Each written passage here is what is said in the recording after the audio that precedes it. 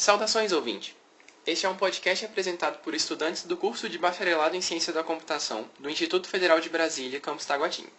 Esse podcast será apresentado por Leonardo Santos da Silva, Leonardo Soares Bastos e Eloy Oliveira Guimarães. O assunto desse trabalho é a questão P versus NP, que é um dos principais assuntos da história da ciência da computação. O dilema consiste no seguinte: para problemas em que é possível checar a validade de uma dada solução em tempo polinomial, é também possível determinar uma sequência de passos que encontre essa solução em tempo semelhante?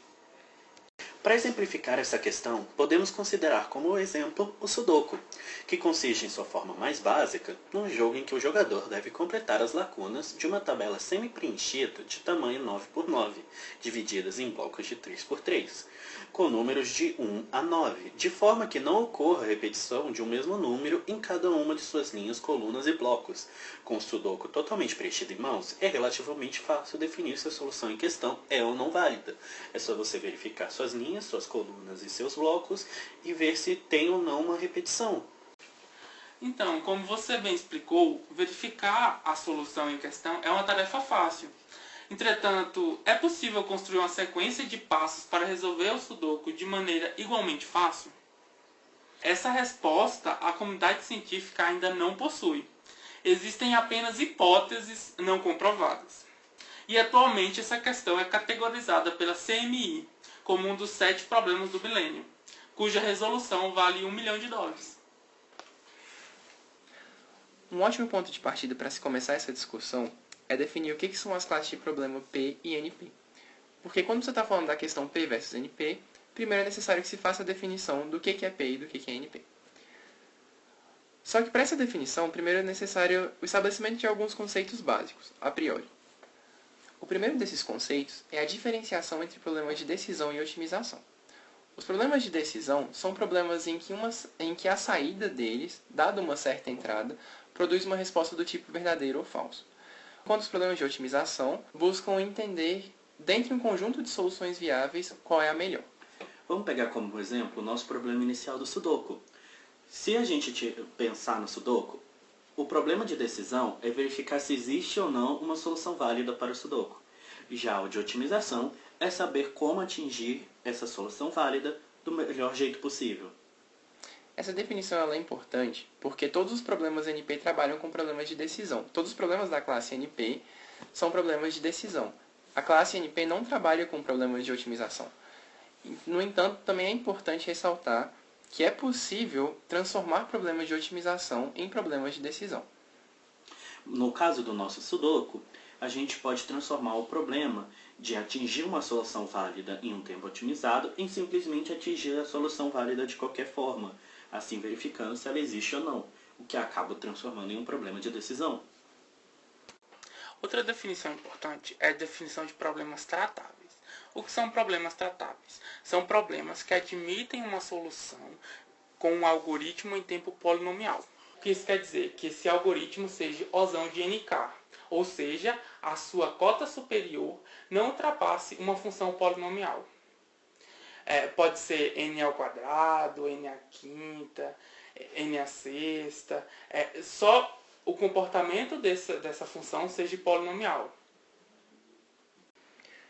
Tendo essas definições em mãos, agora a gente finalmente pode definir o que são as classes de problema P e NP. A classe P é a classe dos problemas decidíveis, que são problemas tratáveis. Ou seja, tem um algoritmo que resolve esses problemas e leva tempo de execução polinomial, ou n ao quadrado, n à quinta. E o que isso quer dizer? Quer dizer que a sua cota superior nunca vai passar do polinomial. E um dos exemplos são os algoritmos de ordenação. Que o problema da ordenação dado um vetor de elementos, a solução seria a ordenação desses elementos de forma ou decrescente ou crescente. E isso, atualmente, se conhece algoritmos que resolvem isso, como o merge sort, que leva tempo n log n, ou seja, um tempo que não vai ultrapassar o tempo polinomial. Esse tempo eficiente faz com que o problema de ordenação seja um problema da classe P. A classe de problemas NP, por sua vez, é uma classe que abrange todos os problemas que podem ser verificados em tempo polinomial, porém desenvolver um algoritmo que consiga solucionar esses problemas provavelmente levaria tempo exponencial. Essa validação ela é chamada de certificado. Ela é feita da seguinte maneira: pega-se uma solução para uma determinada instância do problema e verifica-se se essa solução é verdadeira ou falsa, se ela satisfaz ou não as condições do problema. Um exemplo clássico de problema NP seria o problema do tree coloring, que é um problema que recebe como entrada um grafo qualquer e pretende colorir todos os vértices desse grafo usando apenas 3 cores, de modo que vértices vizinhos não possuam a mesma cor. Desenvolver um algoritmo que resolva esse problema levaria tempo exponencial. No entanto, dado um certificado para esse problema, uma solução que já é conhecida, é possível verificar a veracidade dessa solução, a veracidade desse certificado em tempo polinomial, o que faz com que o problema tree coloring seja classificado como um problema NP. Então, segundo essas definições de P e NP, é correto a gente afirmar que P está dentro de NP. Por que a gente pode concluir isso? Porque se eu consigo resolver um problema em tempo polinomial, eu também consigo validar a resposta de um problema em tempo polinomial. Logo, P está dentro de NP. Porém, o contrário ainda não foi provado. Ou seja, não existe uma prova válida que NP está contida em P. Tanto é que se eu provar que NP está dentro de P, eu provo que P é igual a NP. Mas no entanto, o fato de nós não conhecermos nenhum algoritmo que consiga resolver esses problemas que fazem parte de NP, mas não fazem parte de P, não quer dizer que esse algoritmo não exista. Nós não achamos nenhum algoritmo que resolve esses problemas em tempo polinomial ainda, mas isso pode ser só devido a uma limitação da nossa tecnologia, da nossa pesquisa. Muitos problemas que acreditavam-se estar fora da classe P no passado, passaram a entrar para a classe P depois que algum matemático, algum cientista desenvolveu um algoritmo que resolvesse esse problema em tempo polinomial. Um desses exemplos foi em 1947, Dantzig, um matemático, encontrou um algoritmo simples que resolvia a programação linear. Basicamente, se você pegar um espaço multidimensional com n equações lineares, você pode usar esse algoritmo simples para visitar uma grande porção de 2 elevado a n pontos de vértice que eles se intersectam antes de achar o ótimo. Não foi até 1979 que encontraram um algoritmo que mostrou que LP, na verdade, era P. No entanto, nem todos os problemas dentro da classe NP possuem o mesmo grau de dificuldade. Existem problemas dentro de NP que são mais fáceis de se resolver do que outros, assim como existem problemas mais difíceis. Essa classificação, um método muito utilizado para a classificação dessa dificuldade dos problemas, é a redução de problemas. Então, para deixar bem claro, agora a gente não está preocupado com a resolução do problema. A gente está preocupado em saber se ela é P, se ela é NP, ou está mais difícil do que isso.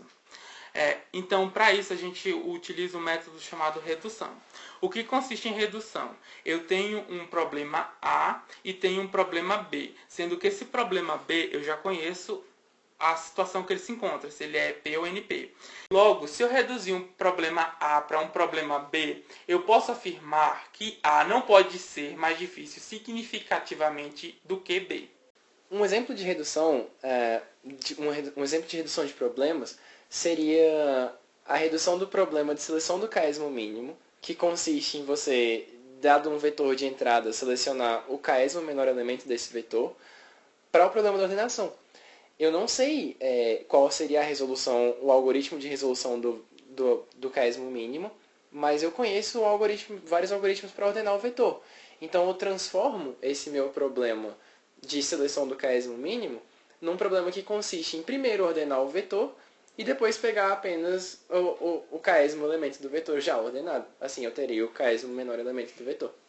Logo, A partir dessa resolução, eu consigo definir que, se eu conseguir resolver o problema do quiasmo mínimo utilizando o problema da ordenação, o grau de dificuldade, a classe do problema do quiasmo mínimo, não pode ser significativamente mais difícil do que o problema da ordenação.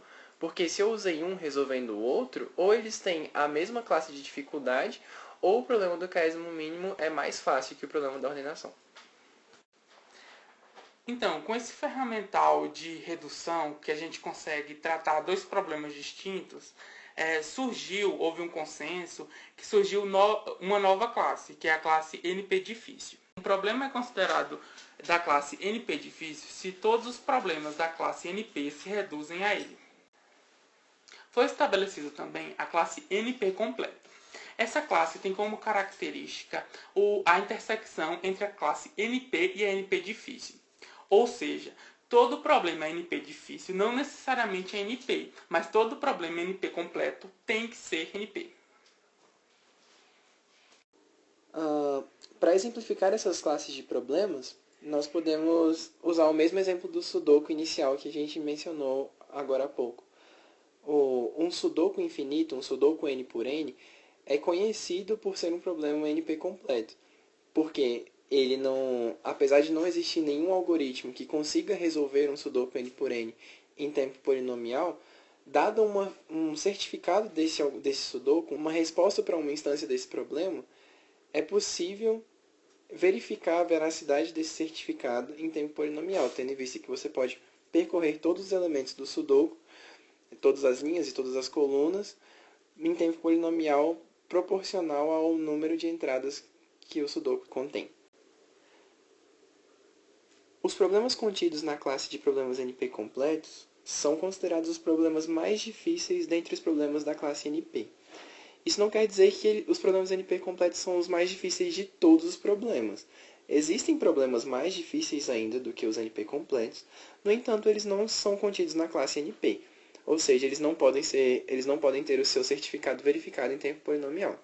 Como, por exemplo, o problema do xadrez, por exemplo. No problema do xadrez, se você você quer fazer as suas jogadas da maneira mais ótima possível e você recebe uma configuração de jogadas como certificado, você não consegue verificar se esse certificado é válido ou não, se essas jogadas realmente foram as jogadas mais otimizadas possíveis em tempo polinomial. Ao contrário do Sudoku, se você recebe uma resolução do Sudoku de N por N, você consegue, em tempo polinomial, proporcional à entrada que o algoritmo recebeu, verificar se esse certificado do Sudoku é válido ou não. Apesar de não se ter soluções para casos generalizados de problemas NP completos em tempo polinomial, existem algumas formas de se resolver casos específicos através de tratamento. Dependendo do tamanho da entrada, como entradas suficientemente pequenas, algoritmos força bruta podem fornecer uma resposta exata em tempo otimizado. Alguns casos específicos dos problemas NP completos podem ser resolvidos de forma polinomial, como, por exemplo, o maior caminho em grafos acíclicos dirigidos e a coloração de vértice com só duas cores. Um dos jeitos de fazer isso é com algoritmos aproximados. Basicamente, se um determinado problema existe um parâmetro de aproximação P, tal que para qualquer entrada N, o custo produzido pelo algoritmo aproximado está um fator P de N do custo da solução ótima, é chamado de algoritmo aproximado. Então, dado todos esses conceitos que a gente apresentou até agora sobre P, NP, NP difícil e NP completo, por que é importante estudar isso? Porque caso a gente se depare com algum problema e a gente souber que esse problema é um NP difícil ou é um NP completo, a gente sabe que é muito difícil achar a solução por causa do poder de processamento, porque nem todos os computadores suportam tanto de cálculo que fazem. Então, há jeitos para mesclar esse resultado, para achar esse resultado de uma maneira diferente, que não custe muito, que é a forma dos tratamentos que o meu amigo Léo falou mais cedo. Então, por isso é importante a gente estudar e a gente classificar esses problemas. Porque quando a gente vê um problema, a gente tem maneiras de resolver esse problema, não sendo uma maneira completa para todos os problemas daquele, mas é possível encontrar uma resolução para uma instância específica desses problemas. Então, agora que a gente já conseguiu estabelecer todos esses conceitos formais, né? A gente já estabeleceu o que é a classe de dificuldade dos problemas NP completos. A gente agora vai fazer uma discussão um pouco mais informal, uma vez que as definições formais já foram estabelecidas anteriormente, sobre essa questão P versus NP. Essa questão foi concebida pela primeira vez em 1971, pelos cientistas da computação da época. Eles pela primeira vez, dividiram os problemas nas classes de dificuldade P e NP. Então, a motivação para ser dividida os problemas em classes ocorreu porque, em 1971, eles perceberam que alguns problemas eram muito rápidos de ser resolvidos e outros mais lentos. Aí houve essa necessidade de classificá-lo. Por exemplo, a multiplicação. A multiplicação o computador resolve muito rápido, muito facilmente falando, mas outros problemas como o xadrez já é meio difícil de resolver.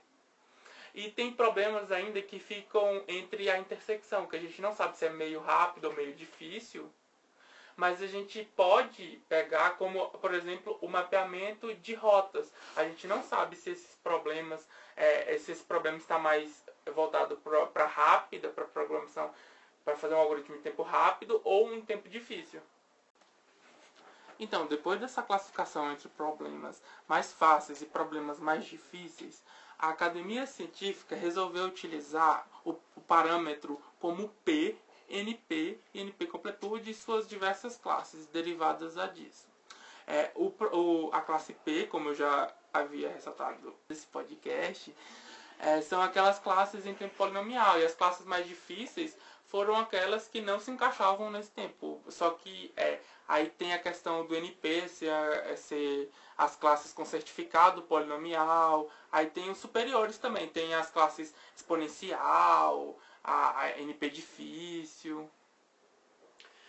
Desde então, cientistas da época descobriram que alguns problemas, como por exemplo a programação linear, conseguia ser reduzido a um algoritmo do tipo P. Então, eles conseguiram fazer com que o problema se rebaixasse para P. Mas aí vem a questão. Se alguns problemas NPs conseguem ser reduzidos a P, será que todos os problemas de NP se reduzem para P? Essa questão, ela é o mais recente dos 7 problemas do milênio. Foi cunhada em 1971 pela CMI como um desses 7 problemas. E a sua resolução, como a gente havia dito no começo do podcast, atualmente vale $1 milhão. A primeira coisa que a gente tem que pensar é por que essa é uma questão tão relevante para a comunidade científica e por que essa relevância só aconteceu agora? Por que os matemáticos da antiguidade nunca foi para eles uma questão, essa redução de dificuldade dos problemas para uma classe polinomial? Isso está diretamente relacionado ao advento da computação. O que acontece é o seguinte: ao longo da história da humanidade, todas as provas matemáticas, todos os teoremas, eram provados através de alguns métodos, algumas heurísticas, né, que eram utilizadas, como a prova por contradição, a prova por indução ou a prova por invariância. São métodos muito utilizados para provar teoremas ao longo dos anos. Mas, no entanto, com o poder computacional que a gente tem hoje, alguns teoremas podem ser provados sem o uso desses métodos, usando apenas força bruta mesmo. Um exemplo de história que existe sobre isso é justamente o problema do four-coloring, que é um problema conhecido na comunidade científica hoje, que é o problema de coloramento de vértices de um grafo usando apenas 4 cores, só que ele, na verdade, é um problema muito mais antigo do que essa questão da computacional que se discute hoje. Porque ele foi cunhado pela primeira vez, segundo a história, em 1852, por um matemático chamado Francis Guthrie. Ele era um matemático que estava tentando desenhar, na época, um mapa da Inglaterra, se não me engano, e ele só tinha 4 cores em sua disposição para conseguir colorir o mapa. E ele, como matemático, pensou na seguinte questão, né? Será que é possível colorir qualquer mapa utilizando apenas 4 cores? De modo que os países vizinhos não tenham a mesma cor? E aí ele tentou, por meio dessas provas, né, que eu comentei antes, por meio desses métodos de indução, invariância e contradição, ele tentou provar que era possível ou impossível a coloração de qualquer mapa usando apenas 4 cores. No entanto, ele não conseguiu. E aí ele enviou uma carta para o irmão dele, o Frederick, que também era matemático, e esse Frederick também não conseguiu nenhuma prova. E essa questão dele, que surgiu em 1852, só conseguiu ser respondida em 1970 por dois cientistas da computação, matemáticos também, né, chamados Apple e Hyken, que eles conseguiram, através de um computador, fazer essa prova. Só que nem eles mesmos entenderam o conceito dessa prova. No sentido de que, se você pegar o problema do four-coloring, não tem como provar ele, pelo menos até agora, ninguém conseguiu provar ele por contradição, ou por invariância, ou por indução. Mas se você pegar um problema mais fácil do que ele, que seria, no caso, o problema do five-coloring, que é um problema, que é o mesmo problema, só que agora você tem 5 cores para colorir qualquer grafo N, para o problema do five-coloring, é possível a gente chegar numa prova através da característica de Euler, que é uma invariante, que quando aplicada nesse problema, comprova que todos os vértices de um grafo com N vértices podem ser coloridos utilizando 5 cores. Através dessa característica de Euler, através dessa invariância, os cientistas conseguiram comprovar por contradição que se você tivesse no mínimo 6 cores para colorir um grafo, essa característica de Euler faria com que houvesse uma prova por absurdo, que não pode ser 6 cores ou mais para colorir um grafo. E de forma que os cientistas chegaram na conclusão de que teria que ser pelo menos 5 cores. 5 cores ou mais conseguiriam colorir qualquer grafo N, com N vértices. Só que para 4 vértices isso não funciona. Para 4 vértices a gente não consegue achar uma invariância, a gente não consegue achar nenhuma prova, nenhuma heurística que consiga provar que todos os grafos com 4 vértices são coloríveis ou não. Então, para isso, Apple e Hyken, em 1970, desenvolveram um algoritmo de computador que testou em força bruta mesmo todas as combinações de grafos possíveis, todas as combinações que grafos planares podem adotar, e o computador coloriu cada um dos vértices desses grafos. Na época, isso levou mais de 1000 horas de processamento computacional, mas o computador no final produziu uma resposta válida, dizendo que sim, é possível colorir qualquer tipo de grafo planar utilizando apenas 4 cores. Então, no final das contas, a gente teve uma prova de que esse problema do four-coloring do mapa, que foi cunhado lá em 1852, que sim, dava para você colorir qualquer mapa com 4 cores, mas ninguém consegue explicar o porquê. Não é com o problema do five-coloring que você consegue, através de heurísticas, entender o porquê da prova. Não, dessa vez a gente só colocou no computador, e o computador, através de força bruta, testando combinação por combinação, mostrou pra gente que sim, que dava para colorir tudo com 4 cores. Então, com o advento da tecnologia, né, a gente vem cada vez mais se deparando com essas provas, com esses problemas, que vão além do raciocínio matemático humano, por assim dizer. O poder computacional matemático de um computador tem superado muito o da humanidade. Então, agora é a questão P versus NP, esse problema essa questão de será que é possível reduzir todos os problemas da classe NP, todos os problemas que sempre foram considerados que levariam um tempo exponencial para serem resolvidos, será que é possível reduzir esses problemas para problemas que são resolvíveis em tempo polinomial? Isso é uma questão que, teoricamente, faz um sentido hoje. Talvez com o avanço da computação, talvez com o avanço até da própria matemática de hoje em dia, essa seja uma questão que não seja tão fantástica quanto parece. Então, depois de todos esses conceitos, da motivação e da importância do estudo de P e NP e suas classes, e se, tipo, hoje fosse provado que P seria igual a NP, o que é que isso mudaria nas nossas vidas? A princípio mudaria muita coisa, porque se você parar para pensar, o computador hoje já resolve muitos problemas que um humano não conseguiria fazer em tempo hábil, como por exemplo a ordenação. Se você me der 10 números, eu consigo ordenar em tempo rápido.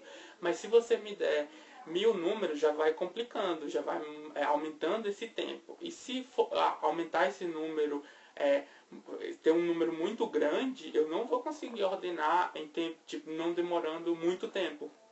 Isso o computador já faz. E se P for igual a NP, alguns problemas se aplicariam a isso. E não se aplicaria apenas os problemas que o computador resolve em tempo polinomial. Se aplicaria a tempos que ele consegue checar esse tempo, a resposta em tempo polinomial. E isso nos ajudaria muito em resolver esses problemas. E ajudaria em problemas não só da computação, mas também em várias áreas da nosso convívio. Como, por exemplo, na medicina. Se for comprovado que P é igual a NP, problemas do tipo dobramento de proteínas, que é um dos fatores que ajudariam na resolução do problema da cura do câncer, ia dar um passo enorme e ajudar a nossa sociedade a crescer e prosperar. Mas, em compensação, alguns setores da nossa sociedade entrariam em crise. Um desses setores seria o de criptografia. Afinal, muitos pontos da criptografia, principalmente o de chave pública e privada, consiste em uso de números de operações com 2 números primos distintos. Esses 2 números primos, atualmente, é muito difícil de você conseguir achar quais são eles. Os algoritmos para achar esses 2 números primos distintos são algoritmos que levam tempo fora do tempo polinomial. Então, se conseguisse fazer com que P fosse igual a NP, o tempo desses algoritmos diminuiria bastante, fazendo com que toda a criptografia baseada em chave pública e privada fosse para o saco. Nessa perspectiva, então, a gente pode concluir que os impactos gerados pela possível descoberta de que P é igual a NP seriam enormes em quase todos os setores da sociedade. Ou, como o Eloy disse, nos campos da medicina talvez nós já acharíamos a cura do câncer, ou talvez em outros campos, como o da economia, por exemplo, teorias de investimento seriam muito mais consistentes, ao passo que outros setores da sociedade entrariam em colapso, como o da criptografia que o Léo mencionou. Hoje em dia, a maior parte dos cientistas acredita que P é diferente de NP. No entanto, devido a todos os argumentos que a gente exemplificou aqui anteriormente, ainda existe uma pequena chance e uma pequena parcela da comunidade científica que acredita que P é igual a NP sim. E a gente só não conseguiu provar isso ainda. No entanto, é inegável que o impacto que a resolução dessa questão P versus NP causaria na nossa sociedade seria gigantesco. E para referenciar a grandeza desse impacto, o nosso grupo gostaria de finalizar esse nosso podcast com uma citação do pesquisador de complexidade do MIT, Scott Aronson. Se P é igual a NP, então o mundo seria um lugar profundamente diferente do que nós supomos que ele seja. Não haveria nenhum valor especial na criatividade e nenhuma lacuna fundamental entre a resolução de um problema e o reconhecimento de sua solução uma vez encontrada. Todos que pudessem apreciar uma boa sinfonia se tornariam Mozart, da mesma forma que todos que pudessem seguir uma receita passo a passo se tornariam tão brilhantes quanto Gauss. Com essa citação nós finalizamos o nosso podcast. Obrigado pela sua atenção e até mais.